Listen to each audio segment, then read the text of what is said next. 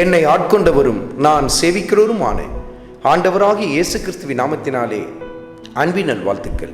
கிறிஸ்து இயேசுவுக்குள் மிகவும் பிரியமான அன்பு சகோதர சகோதரிகளே, எபிரேயருக்கு எழுதின நிருபத்தில் 4வது அதிகாரத்தில் 13வது வசனத்தில், அவருடைய பார்வைக்கு மறைவான சிருஷ்டி ஒன்றுமில்லை, சகலமும் அவருடைய கண்களுக்கு முன்பாக நிர்வாணமாயும் வெளியரங்கமாயும் இருக்கிறது, அவருக்கே நாம் கணக்கு ஒப்புவிக்க வேண்டும். கர்த்தருடைய வார்த்தையில் எப்படி எழுதப்பட்டிருக்கிறது பாருங்கள்.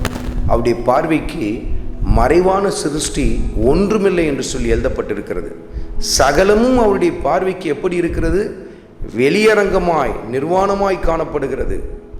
நாம் அவருக்கே கணக்கு ஒப்புவிக்க வேண்டும். இன்றைக்கு சில பேர் சொல்லுவாங்கள்ல, நான் செஞ்சதை யாரும் அறிய மாட்டாங்க, என்னை யாரும் கண்டுபிடிக்க முடியாது, இத்தனை வருஷமாக இதை செய்கிறேன், ஆனால் ஒருத்தர் எனக்கு கண்டுபிடிக்க முடியல அப்படின்னு சொல்லுவாங்க.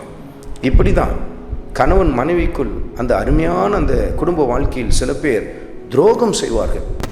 கணவனுக்கு விரோதமாய் துரோகம் செய்கிற மனைவி, மனைவிக்கு விரோதமாய் துரோகம் செய்கிற கணவன், இந்த கள்ள காதல். அவங்க நினைப்பாங்க, யாருக்கும் தெரியாது, இதெல்லாம் நான் மூடி மறைச்சிடுவேன், எப்போதையாவது எதையாவது சொல்லி சமாளிப்பேன் என்றெல்லாம் சொல்லி தங்களையே அவர்கள் தேற்றிக்கொள்வார்கள்.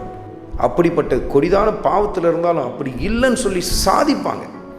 எல்லா வித அத்தாட்சிகளையும் அப்படியே அழித்து போட்டு விடுவாங்க. ஆனால் கர்த்தருடைய ஆவியானவர் சுட்டி காட்டுகிறார், யார் கண்களில் வேணாலும் தப்பி போகலாம், ஆனால் ஆண்டவர் இயேசு கிறிஸ்துவின் கண்களில் இருந்து ஒரு மனிதனாவது ஒரு மனுஷியாவது தப்பி போகவே முடியாது. ஏனென்றால் வசனத்தில் நாம் வாசித்தோம், அவருடைய கண்களுக்கு மறைவான சிருஷ்டி ஒன்றுமில்லை என்று சொல்லி எழுதப்பட்டிருக்கிறது.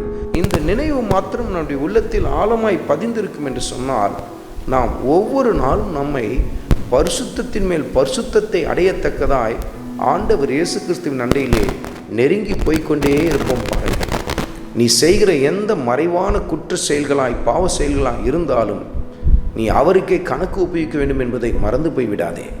நாம் ஒவ்வொருவரும் ஆண்டவர் இயேசு கிறிஸ்துவுக்கு கணக்கு ஒப்புவிக்க வேண்டும். இதை நம்முடைய மனதில் ஆழமாய் பதிய வைப்போம். ஒவ்வொரு நாளும் நம்முடைய கரங்களை பரிசுத்தப்படுத்துவோம். அவர் அண்டையிலே கிட்டி சேர ஆரம்பிப்போம். ஆண்டவராகிய இயேசு கிறிஸ்துவின் கிருபை உங்கள் அனைவரோடும் கூட இருப்பதாக.